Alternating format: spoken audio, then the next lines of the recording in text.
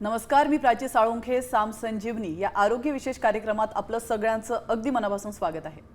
आज आपण चर्चा करणार आहोत सिंगल इन्सिजन लॅप्रोस्कोपिक सर्जरी या विषयावर आणि चर्चा करण्यासाठी आपल्या सोबत आहे डॉक्टर दिलीप राजपाल. आपण त्यांचं स्वागत करूयात. सर, आपल्या कार्यक्रमात खूप खूप स्वागत आहे. थँक्यू. तर डॉक्टर दिलीप राजपाल हे सिनियर कन्सल्टंट जनरल आणि लॅप्रोस्कोपिक सर्जन आहेत. ते चेंबूरमधील अपोलो स्पेक्ट्रा हॉस्पिटलमध्ये आपली रुग्णसेवा बजावत आहेत. आज त्यांच्याकडून आपण सिंगल इन्सिजन लॅप्रोस्कोपिक सर्जरी विषयी जाणून घेणार आहोत. चला तर मग आता चर्चेला सुरुवात करूयात. सर, पुन्हा एकदा आपलं स्वागत आहे. थँक्यू जी. खरं तर साधारण कोणकोणत्या केसेसमध्ये जनरल ऑपरेशनची गरज पडते आणि तुमच्या स्पेशलायझेशन विषयी आधी सांगाल?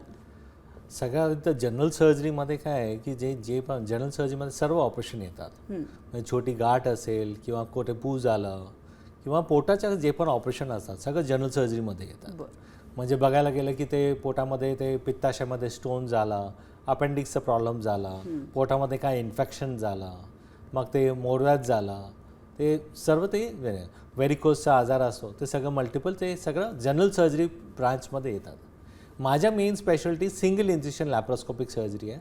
सिंगल इन्सिजन म्हणजे काय, एकच चेहऱ्यामध्ये आपण जे दुर्बीणचे ऑपरेशन आहे ते करतो आहे. दुसरं आपण लेझर व्हेरिकोज वेनचे ऑपरेशन करतो, EVL आहे. आणि तिसरं माझ्या स्पेशालिटी आहे लेझर पाईल्स ऑपरेशन. म्हणजे काय, मोरव्याचं जे ऑपरेशन असतात ते लेझर पद्धतीने आम्ही ऑपरेशन करतो. बरं, साधारण काय पद्धत असते लेझरची? म्हणजे कशा पद्धतीने ही प्रोसेस होते? लेझर म्हणजे लेझर वेगवेगळी गोष्ट असते. ते व्हेरिकोज वेनसाठी आणि बाकी मोरव्यासाठी तिकडे आपण लेझर उपचार करतो आहे. इकडे जे आपण सिंगल इन्सिजन लॅप्रोस्कोपीमध्ये आपण दुर्बीणचे ऑपरेशन करतो. म्हणजे तिकडे छोटा चीर घ्यायलाच लागतो आणि ते चीर घेऊन मग आपल्या पोटात दुर्बीण टाकून मग पोटाचं ऑपरेशन करता येते. बिलकुल. खरं तर मिनिमली इन्व्हेन्सिव्ह सर्जरी आणि लॅप्रोस्कोपिक सर्जरी हे शब्द आपण खूप ऐकतो आणि हे शब्द अनेकदा एकमेकांच्या बदल्यात देखील वापरले जातात. तर लॅप्रोस्कोपिक सर्जरी म्हणजे नेमकं काय, त्याविषयी काय अधिक सांगाल? बघा, 3 गोष्टच आहे. एक तर साधारण ओपन ऑपरेशन असतो, जे आपण आधीपासून ओपन ऑपरेशन म्हणजे ट्रेडिशनल ऑपरेशन असतो, जे आपण ते वर्षापासून आपण करतो आहे, ज्याच्यामध्ये मोठं चीर मारून ते ऑपरेशन करायला लागते. दुसरं असतो दुर्बीणचे operation, normal conventional laparoscopic operation. त्याच्यामध्ये तीन होल लागते. लॅप्रोस्कोपी ऑपरेशन म्हणजे काय की मिनिमल इन्व्हेसिव्ह ऑपरेशन. म्हणजे काय, मिनिमल कट असतो अंगामध्ये. म्हणजे पोटामध्ये आपण 3 होल करतो. टिपिकली 3 ते 4 होल लागतात. याच्यामध्ये एका होलमध्ये त्याची साईज अर्धा ते 1 सेंटीमीटर असते. एका होलमध्ये आपण ते 10 मिलीमीटरचा आपण कॅमेरा टाकतो, जे TVमध्ये कनेक्टेड असतो आणि ते TVमध्ये आम्हाला दिसतं आहे. दुसरा एक छोटा 5 मिलीमीटरचा अर्धा सेंटीमीटरचा कट असतो, त्याच्यामध्ये आपण एक हाताने धरतो आणि दुसऱ्या हाताने काहीतरी जे ऑपरेशन करायचं ते करतो.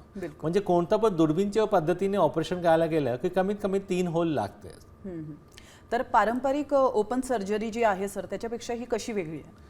ओपन ऑपरेशन म्हणजे काय की ते साधारण नॉर्मल ऑपरेशन. जसं बघायला गेलं की आपण ओपन हर्नियाचं आपण ऑपरेशन करायला गेलं किंवा अपेंडिक्सचं ऑपरेशन करायला, मग असं पेशंटमध्ये कमीत कमी 10 ते 12 सेंटीमीटरचे चीर लागतो. आणि ते दुर्बीणचे जेव्हा आपण ऑपरेशन करतो किंवा पित्ताशयामध्ये जेव्हा स्टोनचे ऑपरेशन असतो, आम्ही जेव्हा लहान होतो, जेव्हा स्टुडंट्स होतो, तेव्हा आपण ओपन ऑपरेशन करायचो, तेव्हा कमीत कमी 25 ते 30 सेंटीमीटर एवढं मोठं चीर घ्यायचं. आता या असे दाखल आपण दुर्बीणचे ऑपरेशन करतो. दुर्बीण ऑपरेशनमध्ये हे जे कट आहे ते फक्त 3 होलमध्ये ऑपरेशन करायला लागते. होलचं साईज आम्ही अर्धा ते 1 सेंटीमीटर असतो आणि 3 होलमध्ये पूर्ण ऑपरेशन. म्हणजे की एवढं मोठं चीर घ्यायपैकी एकदा छोटं ऑपरेशन केलं तर तेवढंच मिनिमल कट असते. तेवढं मिनिमल कट असेल की तेवढं minimal damage to the tissue असतो. आणि कारण का डॅमेज कमी असतो की इन्फ्लमेशन कमी होतो आणि दुखणं पण कमी होतो. पेशंट रिकव्हरी खूप फास्ट असते. अच्छा, म्हणजे ऑपरेशन झाल्यानंतर रिकव्हरी ही नॉर्मल सर्जरीपेक्षा लवकर असतो. कारण का आधी आम्हाला आठवण आहे, जेव्हा आम्ही रेसिडेंट्स होतो तेव्हा ते एक गॉलब्लॅडरचं ऑपरेशन केलं की आम्ही रक्त पण रिझर्व ठेवायचं. ऑपरेशनच्या आधी पेशंट ॲडमिट करायचं, ऑपरेशननंतर 4-5 दिवस पेशंट ॲडमिट.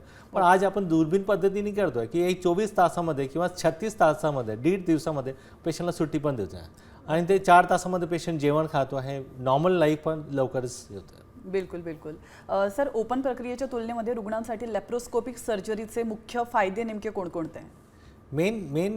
मेन फायदा हे लॅप्रोस्कोपी समजा करायला गेला की ते main pain is the main concern. म्हणजे ते जे दुखणं असतो ते खूप दुखणं कमी होऊन जातो. इन्फेक्शनचे चान्सेस खूप कमी असतात. रिकव्हरी खूप फास्ट असतं. बिलकुल. Sir, single incision laparoscopic surgery किंवा आपण ज्याला SILS असं म्हणतो, तर त्याची डेफिनेशन नेमकी तुम्ही काय सांगा? सिंगल इन्सिजन जसं मी सांगितलं, सिंगल इन्सिजन लॅप्रोस्कोपी सर्जरी म्हणजे काय की सिंगल होलनी आपण ऑपरेशन करतो.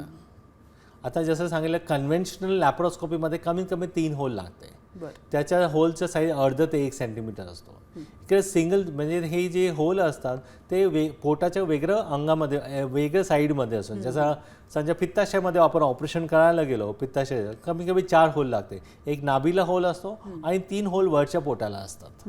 आणि अपेंडिक्सचं ऑपरेशन असेल की मग ते नाभीला असो आणि राईट साईडला आणि खालच्या पोटाला ऑपरेशन म्हणजे वेगळं ऑपरेशन. पण इकडे सिंगल होल ऑपरेशनमध्ये एकच चिरा आपण घेतो आहे आणि ते पण नाभीच्या आतूनच असते आणि तिकडूनच पूर्ण ऑपरेशन होतं. म्हणजे काय की पेशंटला ते दुखणं कमी होतो आणि रिकव्हरी फास्ट असते. कारण का ते सिंगल होल आहे की आणखी इन्फ्लमेशन जसं सांगितलं 3 होलमध्ये इन्फ्लमेशन कमी होतो ओपनपैकी, ते सिंगल होलमध्ये आणखी इन्फ्लमेशन कमी होतं कारण का एकच कट असतं. मोडसो थोडा सायकोलॉजिकल बेनिफिट पण असतो कारण का पेशंटला एवढं छोटा पट्टी असते आणि पेशंटला वाटतं की ऑपरेशन केलंच नाही आहे. त्यावेळी पेशंट सायकोलॉजिकली पेशंट वाटतो की he is very much better आणि जेवढं लवकर जेवण पण खातो कामाला पण चढतो. अच्छा, म्हणजे पेशंटला पेशंट असल्यासारखं फीलच नाही होत. Yes yes. ओके, तर अगेन SILS आणि पारंपरिक जे काही ऑपरेशन आहे त्यामध्ये काय डिफरन्स आहे? ते नॉर्मल ऑपरेशन जे दुर्बीनचे ऑपरेशन करायला गेलं की कमीत कमी 3 की 4 होल लागते. इकडे आपण SILS मध्ये एकच होलमध्ये ऑपरेशन करतो. अच्छा, एकच होलमध्ये ऑपरेशन केलं की ते टाकी पण सगळं आतूनच असते, पट्टी पण वॉटरप्रूफ असते, पण रिकव्हरी खूप चांगलं फास्ट असते. बिलकुल. नॉर्मल पद्धतीने लॅप्रोस्कोपी करायला गेलं कमीत कमी 4 होलचं ऑपरेशन असतोच अगदी बरोबर. कमीत कमी. बिलकुल. सर, SILS तंत्राचा वापर करून कोणकोणत्या शस्त्रक्रिया करता येतात त्याची काही उदाहरणं तुम्ही सांगू शकता का? तसं या जगामध्ये बघायला गेलं की म्हणजे ऑलमोस्ट जे पण ऑपरेशन आहे सर्व ऑपरेशन आपण करू शकतो. म्हणजे वर्ल्डमध्ये तर सर्व ऑपरेशन करता. आता आम्ही जे आहे ते हे मेन प्रमोट करतो आहे सिंगल इन्सिजन ऑपरेशन गॉल ब्लॅडरसाठी. गॉल ब्लॅडर म्हणजे पित्ताशयामध्ये कधी कधी स्टोन्स होऊन जातो, त्याच्यामुळे ते पेशंटला पोटाचं दुखणं असतो, इन्फेक्शन असतो, प्रॉब्लेम असतो, कोणाकोणाला कावील पण होऊन जातो. त्यांना असं पेशंटला आम्ही सिंगल होल ऑपरेशन रेकमेंड करतो आहे, सिंगल इन्सिजन कोलिसिस्टेक्टमी. कोणाला अपेंडिक्सचा आजार असतो, अपेंडिक्स पिकून जातो, काय प्रॉब्लेम असतो, मग त्यांना पण आपण सिंगल इन्सिजन अपेंडिक्सचं ऑपरेशन करता येते. कोणा पेशंटला पोट दुखणं असतो, कंटिन्युअस नॉन स्पेसिफिक पेन असतो आणि ते आम्ही सर्व तपास करून थांबलो तरी पण काय ठोस निर्णय येत नाही. मग असं परिस्थिती पोटात आपण दुर्बीण टाकून बघतो, तसं त्यांना आपण सिंगल इन्सिजन डायग्नोस्टिक लॅप्रोस्कोपी सांगतो. तसं हे सगळं कॉमन ऑपरेशन आहे. पण बघायला गेलं की ऑलमोस्ट कोणतं पण ऑपरेशन आहे की आपण सिंगल पद्धतीने आपण करू शकतो. आजच्या तारखेत आम्ही काय करतो की जे पण पेशंटचं ऑपरेशन असतो आम्ही सिंगल इन्सिजन प्रयत्न करतो. जास्तीत जास्त असं वाटलं की ते आम्ही सिंगल ऑपरेशनने कंप्लीट करू शकत नाही किंवा असं वाटतं की ते आपण पुढे जात नाही, तर अशा परिस्थितीमध्ये आम्ही 2 होल आणखी 2 इन्स्ट्रुमेंट आणखी टाकलं की कन्व्हेन्शनल लॅप्रोस्कोपीला ऑपरेशन कन्वर्ट होऊन जातो. बरं. सर, SILS हे सगळ्यांसाठी योग्य आहे का हे ऑपरेशन, की काही ठराविक रुग्णच फक्त हे ऑपरेशन? नाही, सर्व पेशंट जे पेशंट SILS जे आहे ते त्याचा अर्थ आहे सिंगल इन्सिजन लॅप्रोस्कोपिक सर्जरी. हे एक ॲडव्हान्स लॅप्रोस्कोपिक सर्जरी आहे. म्हणजे जे पेशंट लॅप्रोस्कोपीसाठी फिट आहे ते SILS साठी पण फिट असतात, त्याचा काय प्रॉब्लेम नसतो. फक्त हे आहे की जे पेशंट मेडिकली अनफिट असतात तसं पण लॅप्रोस्कोपी पण तसं पेशंटला करू शकत नाही, किंवा ज्या पेशंटचं ऑलरेडी काहीतरी पोटाचं ऑपरेशन केलेलं आहे मिड लाईनमधून, मग तसं पेशंटला आम्ही सिंगल इन्सिजन अवॉइड करतो. असं पेशंटला पण आम्ही काय करतो की ते लेफ्ट साईड पोटामध्ये एक छोटा होल करून 5 मिलीमीटरचं कट करून दुर्बीण टाकून आतमध्ये मुआयना करतो, काय आतरी काय अटकलेलं आहे, नाभी साफ आहे की नाही, आणि तसं काय नाभीमध्ये समजा ॲडिशन्स असतो, काय प्रॉब्लेम असतो की आपण ते ऑपरेशन करत नाही, नाहीतर समजा क्लिअर असतं की परत आपण सिंगल इन्सिजनला कन्वर्ट करून घेतो. ओके. तर तुम्ही आता म्हणालात सर की मेडिकली फिट असेल तर काहीही प्रॉब्लेम नाही. मेडिकली फिट म्हणजे नेमकं काय? मेडिकली फिट म्हणजे की पेशंटला म्हणजे ते बेशुद्ध आपण करू शकतो की नाही, म्हणजे ॲनेस्थेशिया टॉलरेट करू शकतो की नाही. समजा पेशंटने एकदा ॲनेस्थेटिक सांगितलं हो आपण ॲनेस्थेशिया देऊ शकतो, मग असं काय स्पेसिफिक रिझन नाही की पेशंट अनफिट आहे किंवा काय आहे. म्हणजे जे पेशंट आपण ओपन ऑपरेशन करतो किंवा लॅप्रोस्कोपी, हां खूप पेशंटना ज्यांना दमाचा त्रास असतो, प्रॉब्लेम कार्डियक प्रॉब्लेम असतो, हार्ट डिसीज असतो, असं पेशंटमध्ये कधी कधी आम्ही लॅप्रोस्कोपी अवॉइड करतो. पण ते मेडिकली फिट आहे अनफिट आहे त्याच्यानुसार ॲनेस्थेटिक डॉक्टरनी सांगितलं हो आपण ॲनेस्थेशिया पूर्ण देऊ शकतो, we can go head. Okay. खास करून सर किडनीचा जर आजार असेल म्हणजे पॉलिसिस्टिक किडनी असेल Yes. किंवा ऑटोझोमल डॉमिनंट किडनी डिसीज असेल तर अशा वेळेला मात्र जास्त प्रॉब्लेम होतो कारण कुठलंही ऑपरेशन करायचं म्हटलं तर एनेस्थेशिया हा द्यावाच Yes, लागतो. yes. मात्र किडनीचा पेशंट आहे आणि त्याला SILS ही प्रोसिजर करणं अतिशय गरजेचं आहे तर अशा वेळेला तुम्ही काय करता? तर असं पेशंटला आम्ही एकदम आजची ताकद आम्ही खूप वेळी हे ऑपरेशन अगर मेडिकल ॲनेस्थेटिस अगर ओके सांगत असेल की असं पेशंट आम्ही स्पायनल ॲनेस्थेशियामध्ये पण करता येते स्पायनल किंवा ॲपिड्युरल ॲनेस्थेशियामध्ये म्हणजे जसे त्यांना हाफ ॲनेस्थेशिया करून सांगताय त्या हाफ ॲनेस्थेशियामध्ये तेवढं भाग फक्त ते बुधीर होतं आणि असं पेशंटमध्ये आपण SILS आता म्हणजे तरी पण आपण करू शकतो पण बेसिकली जेव्हा ते किडनी ओके असेल आणि असं पेशंटला जेव्हा किडनी खराब आहे किंवा असं पेशंटमध्ये आम्ही विचार करतो म्हणजे पेशंटला किती गरज आहे ऑपरेशनची. हो एमर्जन्सी असेल की आम्हाला तरी पण आम्हाला पुढे जायलाच लागते पण एमर्जन्सी नसेल तर असं पेशंटला आम्ही पण टाळायचा प्रयत्न करतो. सर तुमच्या आजवरच्या अनुभवाविषयी मला जाणून घ्यायचं आहे की असे किती पेशंट्स तुमच्याकडे आलेत की ज्यांना तुम्ही ॲनेस्थेशिया देऊ शकत नाही मात्र SILS करणं अतिशय गरजेचं आहे तर त्याविषयी काही एक्सपिरियन्स? SILS एक ॲडव्हान्स लॅप्रोस्कोपिक सर्जरी आहे म्हणजे SILS किंवा लॅप्रोस्कोपी दोन्ही सेमच आहे. हां तर लॅप्रोस्कोपीमध्ये काय की 4 होल लागतो इकडे सिंगल होल लागतो. मोर्सो पेन कॉस्मॅसिस आणि रिकव्हरी हे सगळं मेन फायदा आहे. पण असं म्हणजे ते बघायला गेलं ज्यांना एमर्जन्सी आहे लॅप्रोस्कोपी समजा करत नाही आणि SILS करू शकत नाही असं पेशंटला आपण ओपन ऑपरेशनची सुविधा देऊ शकतो. बरं येस फायनली ओपन ऑपरेशन तर is the basis of any operation म्हणजे ओपन ऑपरेशन आम्हाला करायलाच लागतं सर्व पेशंटना म्हणजे सगळं आमचे जे स्टुडंट्स पण असतात त्यांना आपण सगळ्यात आधी ओपन ऑपरेशन शिकवतो आहे कारण का कुठे काय लॅप्रोस्कोपीमध्ये ते पुढे जाऊ शकत नाही म्हणजे कंप्लीट करू शकत नाही किंवा SILSमध्ये पुढे जाऊ शकत नाही की आपण शिफ्ट करतो लॅप्रोस्कोपीमध्ये लॅप्रोस्कोपीमध्ये प्रॉब्लेम असते आपण शिफ्ट करतो ओपनमध्ये. तर open operation is the basis of complete general surgery. बिलकुल. तुम्ही आता म्हणालात सर की असिस्टंट डॉक्टर देखील तुमचे तिथं असतात ज्यांना तुम्ही शिकवता तर हे ऑपरेशन्स तुम्ही स्वतः करतात रुग्णांवर की तुमचे असिस्टंट डॉक्टर तुम्हाला असिस्ट? नाही आम्ही स्वतःच करतो आहे पण असिस्टंट डॉक्टर आम्हाला हेल्पसाठी असतो. एक हे जे ऑपरेशन असतो एक टीम इफेक्ट असतो म्हणजे ऑपरेशन आम्ही करतो पण त्याचबरोबर असिस्टंट डॉक्टर असतं ॲनेस्थेशिया असतो ऑपरेशन थिएटरमध्ये सिस्टर्स आणि ते आमचे मेन OT बॉय असतं सगळ्यांच्या हेल्पमध्ये म्हणजे ऑपरेशन आम्ही करतो पण हे मोठं टीम असतो त्याच्यानंतरच हे सगळं ऑपरेशन पॉसिबल आहे. अगदी बरोबर. येस तर मल्टीपोर्ट लॅप्रोस्कोपिक ऑपरेशनच्या तुलनेमध्ये SILS करताना सर्जनला कोणत्या तांत्रिक अडचणी फेस करावे लागतात किंवा काही अजून चॅलेंजेस आहेत का? असं बघायला गेलं की आपले जे हाताचे मुवमेंट असतात ऑलमोस्ट एक 36 मुवमेंट्स आपण करू शकतो. Okay 36 movements. मग जेव्हा आपण लॅप्रोस्कोपिक ऑपरेशन करतो आहे नॉर्मल कन्व्हेन्शन लॅप्रोस्कोपी मग हे मुवमेंट्स रिड्यूस होणार फक्त 6 मुवमेंटवर म्हणजे फक्त एक लिव्हरमध्ये आपण इन्स्ट्रुमेंट टाकतो आणि त्याच्यामध्ये आपण लॅप्रोस्कोप हलवतो म्हणजे ते इन्स्ट्रुमेंट मोठा असतो आणि ते लिव्हरमध्ये येते म्हणजे काय की मुवमेंट बघायला गेलं की मुवमेंट फक्त लेफ्ट राईट वर खाली आतमध्ये बाहेर आपण फक्त तेवढंच मुवमेंट आपण करू शकतो. ही जी आपण सिंगल इन्सिजन लॅप्रोस्कोपी करतो त्याच्यामध्ये सर्व इन्स्ट्रुमेंट एक बरोबर येतात. नॉर्मल कन्व्हेन्शनल लॅप्रोस्कोपी जेव्हा आम्हाला शिकवले जातं तेव्हा आम्ही सांगतो की प्रॉपर अँगल असायला पाहिजे ॲझमथ अँगल बरोबर असायला पाहिजे प्रॉपर ट्रायंग्युलेशन असायला पाहिजे. पण इकडे जेव्हा आपण सिंगल इन्सिजन लॅप्रोस्कोपी सर्व इन्स्ट्रुमेंट पॅरलल आहे एक बरोबर तर सगळं राहतात. मग अशा परिस्थितीमध्ये ऑपरेशन आणखी थोडं डिफिकल्ट होतं. हे जे सांगतो नॉर्मल लॅप्रोस्कोपमध्ये नॉर्मल हातचं मुवमेंट 36 मुवमेंट असतात इकडे रिड्यूस होऊन 6 होतो आणि जेव्हा आपण सिंगल होल ऑपरेशन करतो हे मुवमेंट्स फर्दर रिड्यूस होऊन आणखी रिड्यूस होऊन जातं कारण का सर्व इन्स्ट्रुमेंट्स पॅरलल असतो. त्यासाठी हे ऑपरेशन थोडंसं डिफिकल्ट असतो आणि थोडासा लर्निंग कर्व जास्त असतो.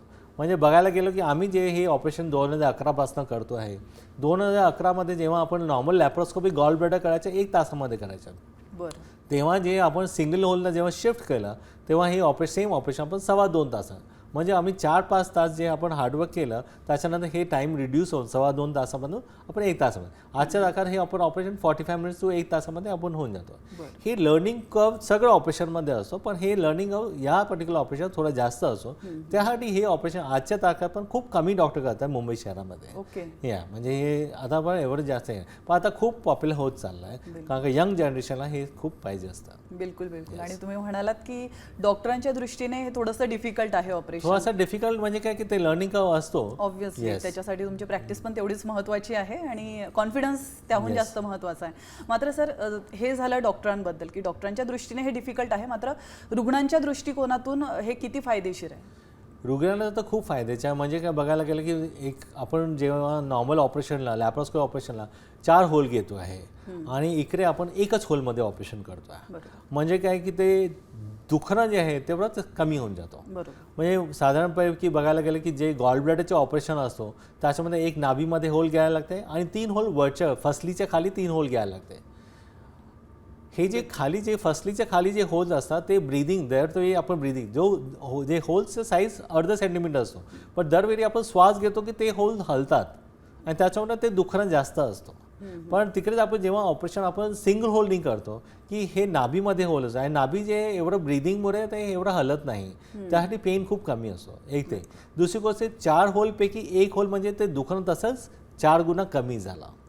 कारण का एकच होल घेतो आहे की इन्फेक्शनचे चान्सेस पण 4 गुणा कमी झाला. तर ते definitely it is very good. कॉस्मेसिसबद्दल major advantage more so young क्राऊडला म्हणजे त्यांना ते नाभीमध्ये म्हणजे कॉस्मेटिक असतो आणि ते कारण का चीर आपण आतूनच घेतो आहे, नाभीच्या आतून घेतो आहे, टाके पण आतून घेतो आहे, ड्रेसिंग छोटंसं वॉटरप्रूफ असतं की दुसऱ्या दिवशी समजत पण नाही ऑपरेशन आहे. ज्या लोकांना ते कॉस्मेटिकबद्दल हे खूप काळजी असते असं पेशंटला हे बेस्ट ऑपरेशन आहे. अगदी बरोबर सर. तुम्ही मगाशी पण म्हणालेलात की रिकव्हरी फार फास्ट होते, मात्र जे नॉर्मल ऑपरेशन आहे त्या तुलनेमध्ये रिकव्हरी किती लवकर होते? म्हणजे इतर ऑपरेशनसाठी किती वेळ लागतो, याला रिकव्हरी होण्यासाठी किती वेळ लागतो आणि वेदना किती कमी होतात? हां, तर लॅप्रोस्कोपी बघा ओपन ऑपरेशन जसे आता तर आम्ही करत नाही ओपन ऑपरेशन. म्हणजे फक्त जेव्हा पेशंटला इन्फेक्शन असतो किंवा खूप जास्त प्रॉब्लेम्स आहे जेव्हा आपण लॅप्रोस्कोपीने पुढे कंप्लीट करू शकत नाही तेव्हाच आपण ओपन ऑपरेशन करतो. नाही तर आजच्या दाखत आपण ऑपरेशन सगळं लॅप्रोस्कोपीने करतो किंवा सिंगल होलनी करतो. लॅप्रोस्कोपी ऑपरेशन ओपन ऑपरेशनमध्ये तर रिकव्हरीला कमीत कमी 4 ते 5 दिवस लागतो. पेशंटला आम्ही 2-2, 3-3 दिवस उपाशीपोटी ठेवतो. पण लॅप्रोस्कोपी ऑपरेशनमध्ये रिकव्हरी नॉर्मली एक 8 तास 10 तासामध्ये ते पेशंट रिकवर होतात. जेवण 6 तासामध्ये नॉर्मली सर्व पेशंटला देतो. पण कारण का ते 4 होल असतात की पेशंटला सायकोलॉजिकली थोडा पेन जास्त असतो, मुवमेंट करायला डिफिकल्ट असतो. रिकव्हरी बघायला गेलं की सिंगल होलमध्ये 4 तासामध्ये आपण जेवण चालू करतो, 6 तासांनी सगळं पेशंट मुवमेंट करतो आहे आणि चांगलं असेल की आपण 36 तासामध्ये नॉर्मली 1.5 दिवसामध्ये आपण पेशंटला सुट्टी सकाळी ॲडमिट केलं ऑपरेशन केलं की उद्या संध्याकाळी पेशंट डिस्चार्ज होतो. पेशंटला आम्ही रेकमेंड करतो की हे 5 दिवसामध्ये कामाला जॉईन पण करू शकतात. अच्छा, हेच खरं महत्त्वाचं आहे सर. कारण धकाधकीच्या जीवनामध्ये प्रत्येकाला ऑफिसमध्ये जायचं असतं, कामं करायची असतात, तर अशा वेळेला जर लवकरात लवकर रिकव्हरी होत असेल तर लोक त्या दिशेने जास्त वळतात. तर हेच सगळ्यात महत्त्वाचं आहे. तर तुम्ही मगाशी पण म्हणालात की ऑपरेशनला टाईम फार कमी लागतो. एक्झॅक्टली किती वेळ लागतो तुम्हाला ऑपरेशनसाठी आणि ती सविस्तर प्रोसिजर जरा समजावून सांगाल? ऑपरेशन म्हणजे ऑपरेशनला बघायला गेलं की एक operation per se 45 minutes to 1 तासाचं ऑपरेशन असतो. ओके. पण ऑपरेशनला आतमध्ये आपण घेऊन गेलो, ॲनेस्थेशिया दिलं, साफसफाई केलं, त्याच्यानंतर ऑपरेशन सुरू होतं. ओटी रेडी व्हायला पण एक 15-20 मिनिटं लागतात. त्याच्यानंतर आम्ही ऑपरेशनला एक 45 मिनिट्स 1 तास समजा ॲव्हरेज लागतो. त्याच्यानंतर परत साफसफाई होतं आणि ते परत बाहेर काढतात. टोटल ऑलमोस्ट 1.5 तास 2 तास ऑपरेशनला लागतो. सर्जिकल टाईम जे आहे 45 minutes to 1 hour. Okay okay sir. SILS नेमकं किती सुरक्षित आहे आणि रिकवर होण्यासाठी कमी वेळ लागतो हे खरं आहे, मात्र सुरक्षितता तेवढीच महत्त्वाची आहे. तर हे ऑपरेशन किती सुरक्षित आहे रुग्णांच्या दृष्टीने? जसं मी सांगले हे ॲब्सोल्युटली सेफ ऑपरेशन आहे आणि जसं नॉर्मल लॅप्रोस्कोपी असतात तसंच आहे. हे एक ॲडव्हान्स लॅप्रोस्कोपिक सर्जरी आहे. त्याच्यामध्ये एवढं काय प्रॉब्लेम होत नाही आणि आमच्या स्वतःच्या एक्सपिरियन्समध्ये आम्ही हे 2000पैकी जास्त ऑपरेशन केलेलं आहे. मग असं पेशंटला जास्त काही नुकसान होत नाही, प्रॉब्लेम होत नाही. कारण का पेन कमी आहे, रिकव्हरी चांगलं आहे, त्यासाठी ते पेशंटला खूप फायदेमंद आहे. नक्की सुरक्षित आहे हे तर तुम्ही सांगितलंय. मात्र पारंपरिक लॅप्रोस्कोपिक सर्जरीच्या तुलनेमध्ये जर तुलना केली पारंपरिक आणि SILS तर नेमकं कुठलं सुरक्षित जास्त आहे? दोन्ही ऑपरेशन सेमच आहे. जसं मी सांगतो आहे म्हणजे ते ऑपरेटिव्ह स्टेप्स एकच आहे. म्हणजे तुम्ही बघायला गेलं की ओपन ऑपरेशन असेल किंवा लॅप्रोस्कोपी असेल किंवा SILS असेल, सिंगल इन्सिजन असेल, तिघांमध्ये आमच्या एकच हे आहे की ते पर्टिक्युलर ऑर्गन आम्हाला काढायचं आहे किंवा जे पण उपचार करायचे म्हणजे गॉल ब्लॅडर ऑपरेशन करतो आहे. ओपन ऑपरेशनमध्ये पण आपण गॉल ब्लॅडर काढायचं ऑपरेशन करतो आहे. तिन्ही ऑपरेशनमध्ये एकच आहे, स्टेप सेम असतो. तसं सेफ्टी वाईज बघायला गेलं सेफ्टी वाईज आपण बघायला गेलं की लॅप्रोस्कोपिक सर्जरीमध्ये 4 होल असतात की ते म्हणजे ते किंवा याच्यामध्ये सिंगल होल पण पूर्ण ऑपरेशन आपण दुर्बिणीच करतो आहे. तर असं सेफ्टी वाईज ॲब्सोल्युटली सेफ आहे तिन्ही ऑपरेशन. असं काय प्रॉब्लेम नाही की हे सेफ आहे हे अनसेफ आहे. अगदी बरोबर. खरं तर हाय डेफिनेशन स्कोप आणि रोबोटिक सहाय्य मिळणं तेवढंच महत्त्वाचं, अवेलेबिलिटी असणं फार गरजेचं आहे. तर तुम्ही कसं बघताय फ्युचर? म्हणजे हे जे हाय डेफिनेशन स्कोप्स डेफिनेटली त्याने आमच्या पूर्ण सर्जिकल फील्डला ऑल्टर केलेलं आहे. म्हणजे एक विजन खूप महत्त्वाचं आहे जे आम्हाला ते आज लॅप्रोस्कोपमध्ये जे विजन मिळतो. खास करून मी 3D लॅप्रोस्कोपीबद्दल सांगायला गेलो की 3D लॅप्रोस्कोपीमध्ये आम्हाला डेप्थ परसेप्शन पण माहिती पडते. मग एक्झॅक्ट आम्हाला माहिती पडते कसं आहे. तर 3D लॅप्रोस्कोपीने खूप ऑल्टर केलं आहे. As far as robotic is concern, रोबोटिकमध्ये सध्या आजच्या तारखेत बघायला गेलं की ते रोबोटिकमध्ये सेल्स होत नाही आणि ते रोबोटिकमध्ये कमी कमी 4 होल घ्यायलाच लागतो आहे. मग त्याच्यापैकी आजच्या तारखात आजच्या तारखात मी बोलतो आहे SILS is more advance than robotic surgery. कारण का ते सिंगल होलमध्ये ते ऑपरेशन होतं पण मेन पेशंटला फायदा होतो. बिलकुल. As far as future is concern definitely SILS has a very good म्हणजे खूप चांगलं फ्युचर आहे. कारण का ते मोर अँड मोर अवेअरनेस वाढतो आहे, खूप पॉप्युलर होत चाललं आहे. यंग क्राऊडमध्ये ज्यांना पेनचं कन्सर्न आहे, ज्यांना कॉस्मेटिक्सचं कन्सर्न आहे, ज्यांना आहे की ते काही डाग दिसायला नाही पाहिजे अशा पेशंटला ते laparoscopy single incision laparoscopic surgery definitely advisable असते. बिलकुल सर. खरं तर सिंगल इन्सिजन लॅप्रोस्कोपिक सर्जरी या विषयावर तुम्ही खूप सुंदर मार्गदर्शन केलं आहे. तुम्ही वेळेत वेळ काढून आमच्या स्टुडिओमध्ये आलात सर आणि आमच्या प्रेक्षकांना इतकं छान मार्गदर्शन केलं त्याबद्दल तुमचे खूप खूप धन्यवाद. थँक्यू. आणि यासोबतच साम संजीवनीमध्ये वेळ झाली इथंच थांबण्याची. मात्र तुम्ही कुठेच जाऊ नका, पाहत रहा साम TV.